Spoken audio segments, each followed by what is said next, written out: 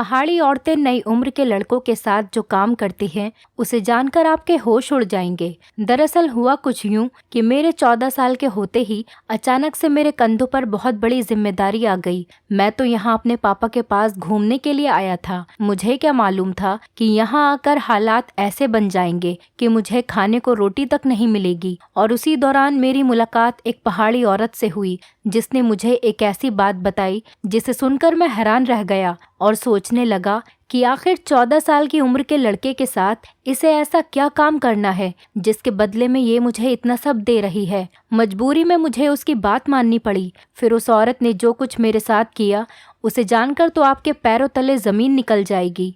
मेरा नाम मनीष है। मैं बिहार के एक कस्बे का रहने वाला हूँ। मेरी फैमिली में मेरे अलावा मेरी माँ, मेरी बहन और मेरा बड़ा भाई है। मेरे पिता कारपेंटर हैं जो कि भूटान के पास एक छोटे से पहाड़ी गांव में काम करते हैं। उन्हीं की कमाई के जरिए हमारे घर का खर्चा चलता है। हालांकि उनके घर से दूर रहने की वजह से मेरा बड़ा भाई नशेड़ी बन चुका है। मेरी बहन अभी इंटर में पढ़ रही है और मैंने 8वीं क्लास के पेपर दिए थे। पेपर देकर मैं खाली हुआ। मेरी 1.5 महीने की छुट्टी थी। हम जिस कस्बे में रहते थे वहाँ पर तो वैसे भी स्कूल में कम ही लोग जाया करते थे। कहने को छुट्टी 1.5 महीने की होती थी, लेकिन मुझे पता था कि मैं अभी स्कूल तो 2-2.5 महीने के बाद ही जाऊँगा। मैंने माँ से कहा कि मैं अपने पापा के पास जाकर अपनी छुट्टियां गुजारना चाहता हूं। हालांकि मैं छोटा था, लेकिन बड़ी कम उम्र से घर की जिम्मेदारी अपने सर पर ले रखी थी, तो मैंने ज्यादा चिंता नहीं की और मुझे अकेले गाड़ी में बैठा दिया। मेरा सफर बहुत अच्छे से गुजरा। इस दौरान माँ ने मेरे पापा को चिट्ठी लिख दी थी जिसमें उन्होंने बताया था कि मनीष तुमसे मिलने तुम्हारे पास आ रहा है। मेरे पापा मुझे स्टेशन पर मिल गए। मेरे लिए तरह तरह की चीजें लेकर आए थे क्योंकि आज मेरा जन्मदिन भी था। पापा ने मुझे गले से लगाकर बहुत प्यार किया और कहा कि मनीष आज तुम पूरे 14 साल के हो गए हो। उसके बाद हम दोनों एक जिप्सी से पापा के घर की तरफ चलने लगे। जिप्सी पापा किराए पर लेकर आए थे।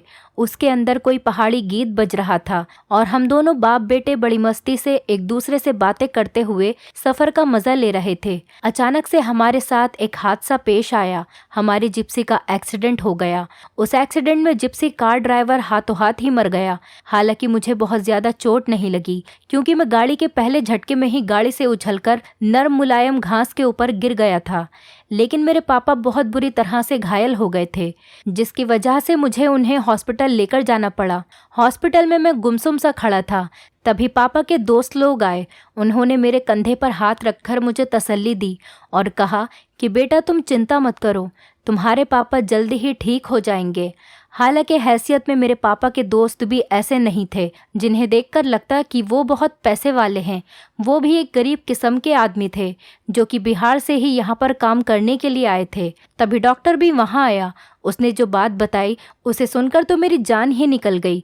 मैं यहाँ पहाड़ पर अपनी छुट्टियाँ बिताने और घूमने और मज़े करने के लिए आया था। मैं कुछ वक्त अपने पापा के साथ यहाँ गुजारना चाहता था। अपनी माँ से बड़ी जिद करके इतने पैसों का इंतज़ाम किया था कि किसी तरह अपने पापा के पास भूटान के इस गांव तक आ जाऊं। पर यहाँ आकर तो मेरे ऊपर मुसीबत का ऐसा पहाड़ टूटा कि जिसकी कोई ठीक नहीं। पापा को देखकर मेरे आंसू रुकने का नाम ही नहीं ले रहे थे। उनकी हालत बहुत ज्यादा बुरी थी। उनका पूरा जिस्म पट्टियों में लिपटा हुआ था। डॉक्टर कह रहा था कि उनके हाथों और पैरों की हड्डियां टूट गई हैं और इन्हें ठीक होने में कम से कम 3 महीने तो लगेंगे। पापा के दोस्त ने तुरंत उस कंपनी को फ़ोन किया जहां पर वो दोनों काम करते थे, ताकि उनकी कंपनी बुरे वक्त में मेरे पापा की मदद कर सके। लेकिन कंपनी के मालिक ने ये बात सुनकर उनसे साफ साफ कह दिया कि हम कोई भी खर्चा नहीं उठाएंगे और अब 6 महीने तक हमारे पास उनके लिए कोई काम नहीं है। हमने उनकी जगह किसी और को रख लिया है। कुछ दिन के बाद जब पापा होश में आए तब उन्हें ये बात पता चली तो वो बुरी तरह से रोने लगे क्योंकि पापा के ऊपर पूरे घर परिवार की जिम्मेदारी थी। इस वजह से पापा यहाँ भूटान के पहाड़ी गांव में काम करने के लिए आए थे। यहाँ आकर पापा दिन रात पूरी लगन से काम करते थे, जिसकी वजह से हम लोग घर में सुकून की जिंदगी गुजार पाते थे। लेकिन अब तो पापा का काम ही चला गया था। उन्हें समझ नहीं आ रहा था कि ये बाकी का टाइम कैसे कटेगा और यही सोचकर पापा की तबीयत और ज़्यादा ख़राब होने लगी थी कि अब आगे क्या होगा। पापा को इतना परेशान देखकर मुझे बहुत तकलीफ़ हुई कि मैं यहाँ पर आने की अगर ज़िद नहीं करता तो ना ही पापा मुझे उस गाड़ी से लेने आते और ना ही हमारा एक्सीडेंट होता। मेरी नज़र में तो पापा की हालत का जिम्मेदार मैं खुद ही था। अस्पताल वालों ने 1 हफ्ते में पापा को छुट्टी दे दी थी। फिर मैं पापा के साथ उनके छोटे से घर में वापस आ गया। ये घर लकड़ी की झोपड़ी के जैसा था और पापा मुझसे कहने लगे कि अब हमें अपने गांव वापस जाना पड़ेगा, क्योंकि इस हालत में तो मैं यहाँ पर रह भी नहीं सकता। मैं तो किसी भी काम को करने के काबिल ही नहीं रहा, और जब कंपनी मेरा खर्चा उठाने से मना कर चुकी है तो अब यहाँ रहना किस काम का। जो पैसा मैंने जमा किया हुआ है वो भी यहाँ रहे तो धीरे धीरे सारा खर्च हो जाएगा। इससे बेहतर यह है कि हम दोनों घर चलते हैं। लेकिन ये सुनकर तो मैं परेशान हो गया, क्योंकि मुझे पता था घर का हाल क्या है। बड़ा भाई पूरी तरह से नशे का आदी बन चुका है और घर की सारी जिम्मेदारी पापा के ऊपर थी। और पापा को इस हाल में देखकर घर में माँ और बहन दोनों ही बहुत ज़्यादा परेशान हो जाएंगी। मैंने पापा को तसल्ली दी कि आपकी तबीयत कुछ बेहतर हो जाए तब हम घर वापस जाने का सोचेंगे। उस वक्त तो पापा टिकट लेने के काबिल भी नहीं थे और मैं इतना बड़ा भी नहीं था कि ये सब काम अकेले कर सकूं। लेकिन मेरा वापस जाने का कोई इरादा नहीं था। मैंने सोच लिया था कि मैं यहाँ कोई काम ढूंढ लूँगा और जब तक पापा सही नहीं होते मैं अपने पापा के साथ रहकर उनकी जिम्मेदारी उठा लूँगा। लेकिन सारी परेशानी ये थी कि मुझे कोई काम आता ही नहीं था और मुझे ये भी नहीं पता था कि इस गांव में क्या काम होता है जो मैं कर सकूं। इस छोटे से पहाड़ी गांव में 14 साल के छोटे बच्चों को काम पर रखने के लिए कोई भी तो राज़ी नहीं था, क्योंकि यहाँ के कानून के हिसाब से 14 साल के बच्चे को काम पर रखने पर कारखाने के मालिक पर सख्त सज़ा हो जानी थी। मुझे समझ नहीं आ रहा था कि आखिर मैं करूँ तो करूँ क्या। मेरे लिए यहाँ काम ढूंढना नामुमकिन था, जबकि पापा कमरे में अकेले रहकर खुद को बीमार महसूस कर रहे थे। पापा को शाम में घर से बाहर ले आया ताकि पास के गार्डन में ले जाकर घुमाया जाए। वहाँ जब पापा बैठे हुए बच्चों को खेलता देख रहे थे तभी मेरी नज़र एक पहाड़ी औरत पर पड़ी। वो थोड़ी दूर पर बैठी थी और उसकी नज़रें मुझ पर बनी हुई थी। कुछ ही देर में पापा के दोस्त आ गए और पापा उनसे बात करने लगे। तभी उस औरत ने मुझे इशारा किया और अपने पास बुलाया। मैं तुरंत उसके पास चला गया। वो बहुत ही खूबसूरत, उम्र में 30 से 35 साल रही होगी। वो मुस्कुराकर मुझसे पूछने लगी कि तुम कौन हो और कहाँ से हो, तुम्हारे पापा को क्या हुआ है।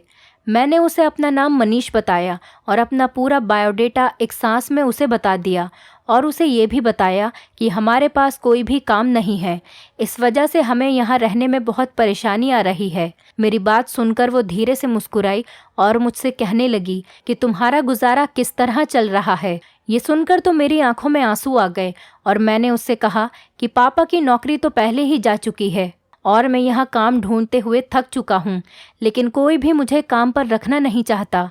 उस औरत ने मुझसे कहा कि अगर तुम्हें यहाँ पर कोई काम मिल जाए तो तुम क्या वो काम करोगे। मैं बहुत खुश हो गया। मैंने कहा क्यों नहीं, अगर कोई काम होगा तो मैं ज़रूर करूँगा। मैं तो खुद यही चाहता हूँ कि किसी तरह यहाँ पर मुझे काम मिल जाए और मैं 6 महीने तक पापा की जिम्मेदारी संभाल लूँ। उसके बाद वो अपनी जॉब पर वापस जा सकें और हमारा घर वापस से अपने रूटीन पर सेट हो जाए। मेरी बात सुनकर वो भी खुश हो गई और मुझसे कहने लगी कि तुम मुझे बहुत पसंद आए। मुझे तुम्हारे जैसे ही किसी लड़के की तलाश थी जो कि मेहनती हो और कोई भी काम करने को राज़ी हो, यहाँ तक कि अपने घर वालों की खातिर अपनी जान तक देने के लिए राज़ी हो। मैंने हैरानी से उससे पूछा कि आपके पास मेरे लिए कोई काम है। उसने कहा कि हाँ मेरे पास है, बल्कि तुम्हारे लिए तो बहुत अच्छा काम है जिसे करके तुम्हें खुशी भी होगी और तुम्हें बहुत पैसे भी मिलेंगे। सच बता रही हूँ, तुम बहुत मज़ा करोगे। उसकी बात सुनकर मैं खुश हो गया। आखिर में एक छोटा सा बच्चा ही तो था। मुझे तो ऐसा लगा जैसे मेरा मांगा हुआ कोई खिलौना मुझे मिल गया। इससे अच्छी तो कोई बात ही नहीं हो सकती थी। मैंने उससे कहा कि ठीक है, आप बस मुझे काम बता दीजिए, मैं अपने पापा से बात कर लूँगा। कहने लगी कि तुम्हें रोज़ सुबह से शाम तक मेरी कोठी पर आना होगा। 1 हफ्ते में मैं तुम्हें ट्रेनिंग दूंगी और उसके बाद तुम्हें काम बता दिया जाएगा, लेकिन तुम्हें पूरे हफ्ते का पैसा दिया जाएगा। उसने मुझे अपनी कोठी का पता समझा दिया और कहने लगी कि मैं तुम्हारा इंतज़ार करूँगी। अगर तुम मेरे घर आए तो मुझे बड़ी खुशी होगी। वो बहुत अच्छे से मुस्कुरा कर बात कर रही थी। मैंने उससे कहा कि आप मुझे काम तो बताइए। तो मुस्कुराकर कहने लगी, मनीष बेटा, इतनी भी क्या जल्दी है, पहले तुम आ तो जाओ। मैं उससे कोई और सवाल पूछता तभी मेरे पापा ने मुझे आवाज़ दे दी। उनके चेहरे पर तकलीफ साफ नज़र आ रही थी, शायद उनसे बैठा नहीं जा रहा था। मैं फौरन पापा को लेकर घर की तरफ निकल पड़ा। रास्ते में पापा ने पूछा कि वो पहाड़ी औरत कौन थी और तुमसे क्या बातें कर रही थी। मैंने पापा को बता दिया कि वो औरत मुझे अपनी कोठी पर बुलाकर काम करवाना चाहती है। शायद उसे घर का कोई काम हो या फिर उसे मुझसे घर का सामान मंगवाना हो, वरना भला छोटे से बच्चे से औरत को क्या काम होगा। मेरी बात सुनते ही पापा ने साफ मना कर दिया और कहा कि अभी तुम सिर्फ 14 साल के हो, अभी तुम बच्चे हो, तुम यहाँ घूमने के लिए मेरे पास आए थे, मैं तुम्हें किसी काम पर नहीं जाने दूंगा। पहाड़ी औरत कौन है और ऐसे में किसी अनजान के घर तुम्हें कैसे भेज दूं? पता नहीं वो तुमसे कितना काम करवाएगी। पर मैंने पापा से कहा कि पापा, बस 6 महीने की ही तो बात है। एक बार जब आप ठीक हो जाएंगे तो आप अपनी कंपनी को वापस से ज्वाइन कर लेंगे और मैं वापस से आपकी सेवा करके अपने घर चला जाऊंगा और अपनी पढ़ाई लिखाई में लग जाऊंगा। लेकिन तब तक तो घर का खर्चा चलाने के लिए कुछ ना कुछ करना ही पड़ेगा और वो औरत मुझे अच्छे अच्छे पैसे देने को तैयार है, तो फिर मुझे काम करने में क्या परेशानी होगी भला? पापा की आंखें भीग गईं। वो कहने लगे कि मेरा छोटा बेटा कितनी जल्दी बड़ा हो गया कि मुझे समझाने लगा है। मैंने पापा से कहा कि एक बार उस औरत के घर जाकर तो देखता हूँ। एक दिन जाऊँगा, अगर मुझे काम समझ में नहीं आया तो वापस आ जाऊँगा, कोई दिक्कत नहीं। मेरी बात सुनकर और घर की परेशानी को देखकर पापा मान गए और मुझसे कहने लगे कि अगर तुम्हें कोई परेशानी हो तो उसी वक्त वापस आ जाना। और ये बातें करते हुए हम अपने घर आ गए। रात भर में यही सोचकर खुश होता रहा कि मैं काफ़ी किस्मत वाला हूँ जो मुझे ये काम मिल गया, वरना मैं तो थक चुका था और हार मानकर घर वापस जाने की सोच चुका था। लेकिन मेरे दिल में थोड़ा सा डर भी था।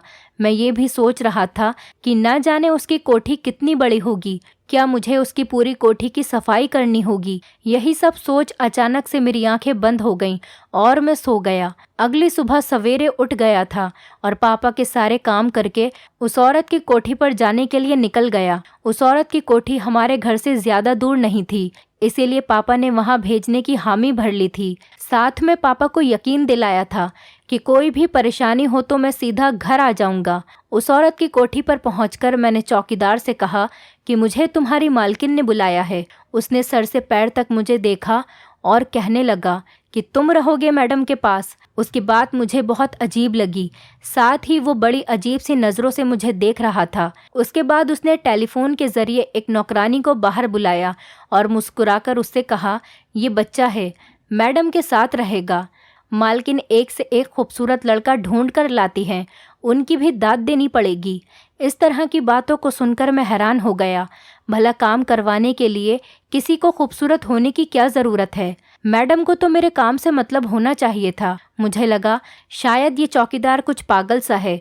नौकरानी चौकीदार की बात सुनकर हंसी और मेरा हाथ पकड़कर मुझे कोठी के अंदर ले गई। कोठी बहुत बड़ी थी और बहुत ही खूबसूरत भी। वहाँ तो किसी चीज़ की कमी नहीं थी। ऐसा लगता था जैसे कि सोने के किसी महल में आ गया हूँ। मैं अंदर जाकर खूबसूरत सोफे पर बैठा। मेरे सामने लीची का जूस रखा गया, बिल्कुल ऐसे जैसे मैं कोई ख़ास मेहमान हूँ। थोड़ी ही देर में मैडम भी वहाँ आ गईं। मैं उस पहाड़ी औरत को देखकर हैरान रह गया। वो बहुत ज़्यादा खूबसूरत थी। लग रहा था जैसे मैं किसी फिल्म की हीरोइन को देख रहा हूँ। नाइट सूट में बहुत सारा मेकअप लगाए वो मेरे सामने बैठी हुई थी। हालांकि मेरी उम्र इतनी भी नहीं थी, लेकिन फिर भी वो मुझे बहुत ही हसीन लग रही थी। मैंने अपनी नज़र शर्म से नीचे कर ली।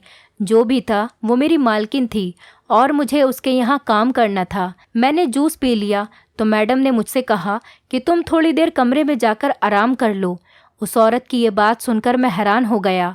मैं तो यहाँ काम करने के लिए आया था, आराम करने के लिए नहीं, और ना ही कोई इतनी दूर से आया था कि मुझे आराम करने की ज़रूरत पड़े।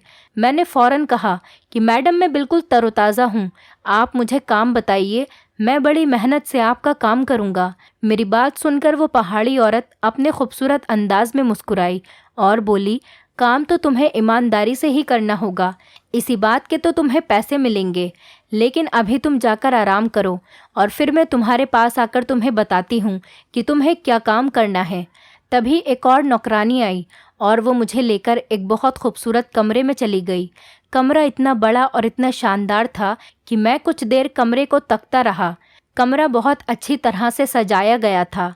जब से मैं यहाँ पर आया था, पापा की तबीयत को लेकर बहुत परेशान था।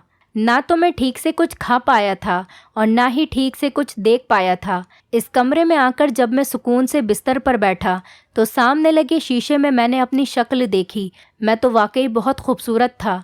वो चौकीदार सही कह रहा था, खूबसूरत तो मैं हूँ ही, अपनी माँ की तरह। दूधिया रंगत, तीखे नैन नक्श और नीली आंखें। मैं दूसरे बच्चों से बहुत अलग था। अपने गांव में भी मेरी आंखों के बड़े चर्चे थे। हर कोई कहता था कि ये बच्चा तो ऐसा लगता है कि किसी अमीर के घर पैदा होता।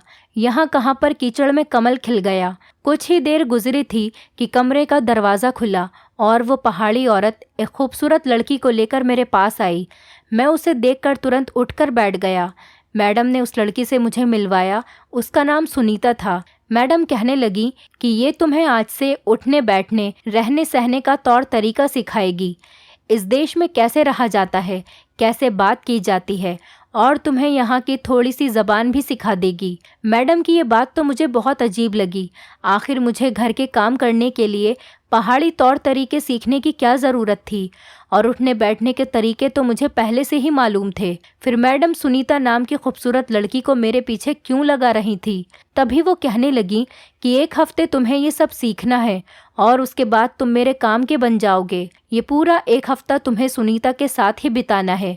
वो तुम्हें छोटी से छोटी बात सिखाएगी। मैडम मुझे सुनीता के हवाले करके कमरे से चली गईं। बहुत ही खूबसूरत औरत थी और बहुत ही अच्छे तरीके से मुझे हर चीज़ सिखा रही थी। यहाँ तक कि लोगों के सामने कैसे बैठना चाहिए, कैसे बात करनी चाहिए और अपने आप को खूबसूरत कैसे बनाना चाहिए। हालांकि एक बात मैं समझ नहीं पा रहा था कि एक नौकर को इतनी ज़्यादा ट्रेनिंग देने की क्या ज़रूरत थी। पहले दिन जब मैं शाम को घर लौटा तो पापा मेरी फ़िक्र में बहुत परेशान हो रहे थे।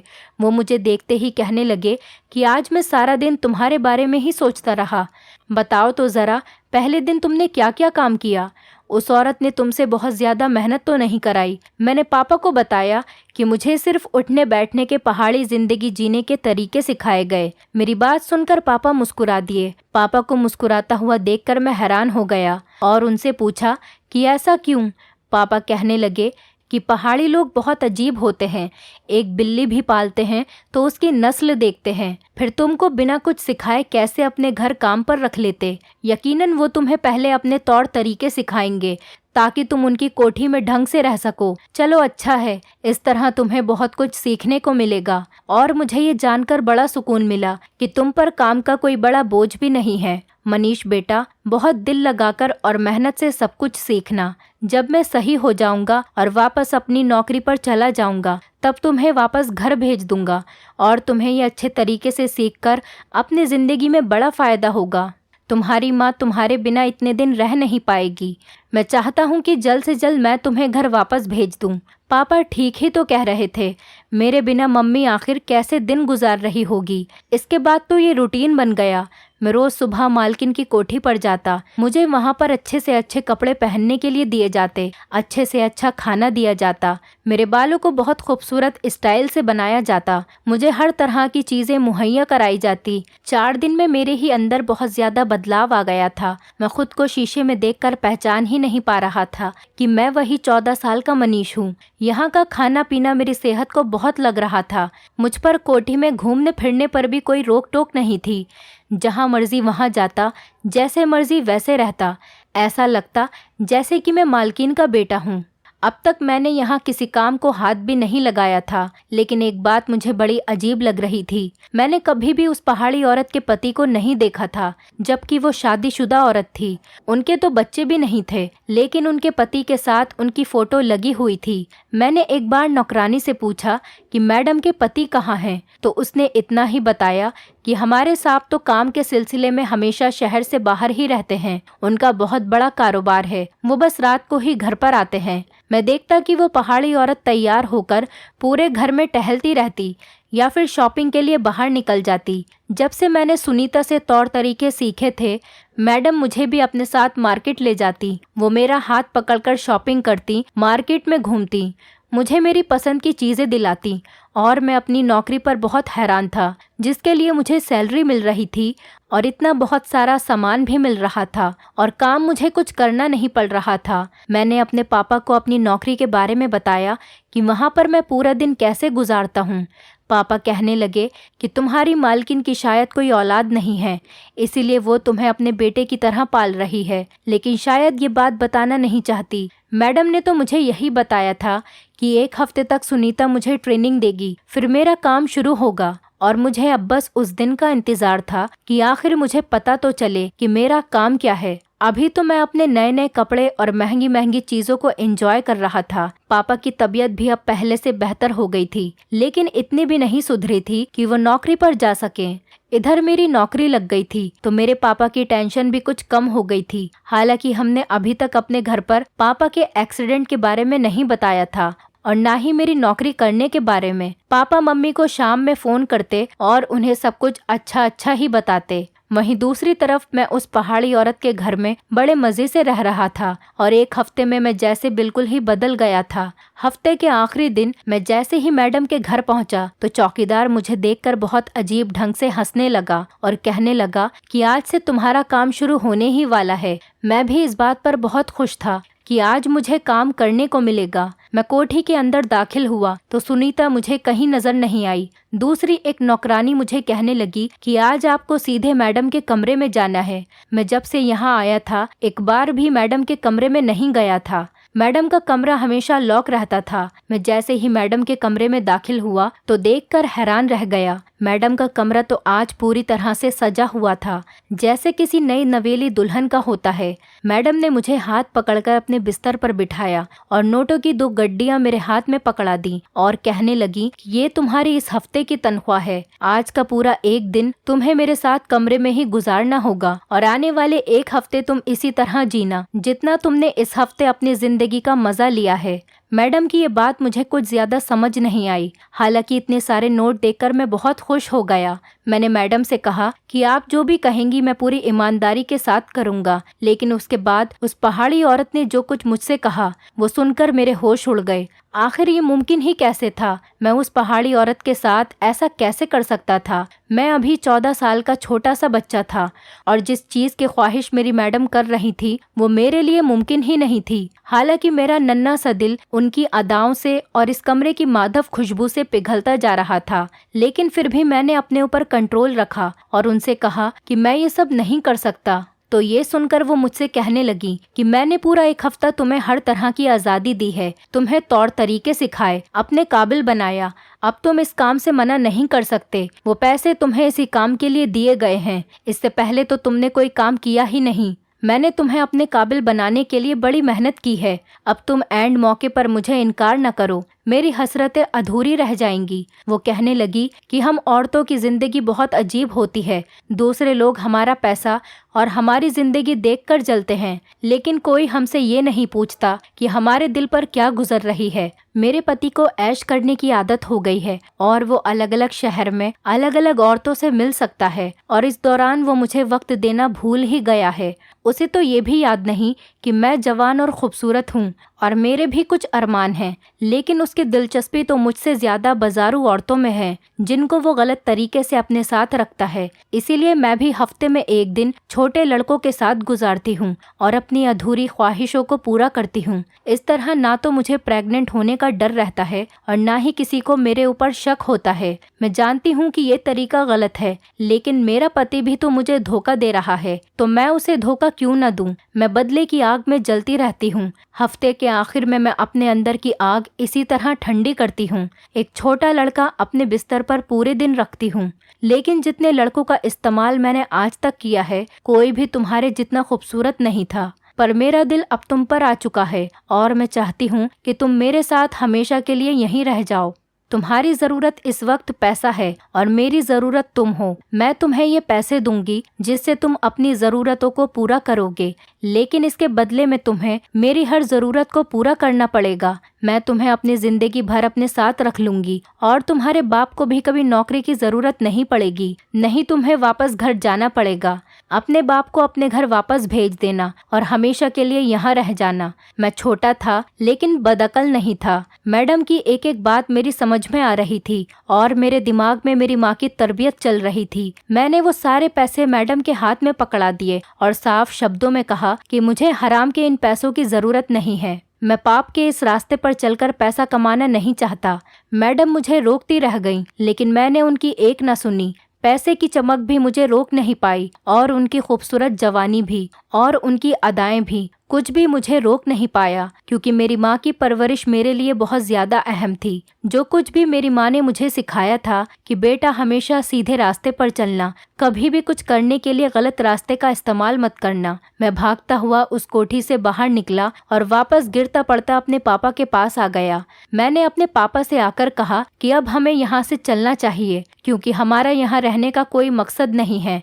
ये लोग बहुत जालिम हैं। हम वापस अपने देश चलते हैं। एक रोटी खाएंगे लेकिन इज्जत से जिएंगे। आपके थोड़ी सी बीमारी पर कंपनी वालों ने आपको बाहर निकाल दिया, जबकि आप सालों से उनके पास नौकरी कर रहे थे। उन्होंने इस बात का भी लिहाज नहीं किया और मुझे उस औरत ने धोखे से अपने घर बुलाया, जो कि अपने जिस्म की भूख मुझसे मिटाना चाहती थी। चौकीदार का मुस्कुराता चेहरा मुझे आज समझ आ रहा था।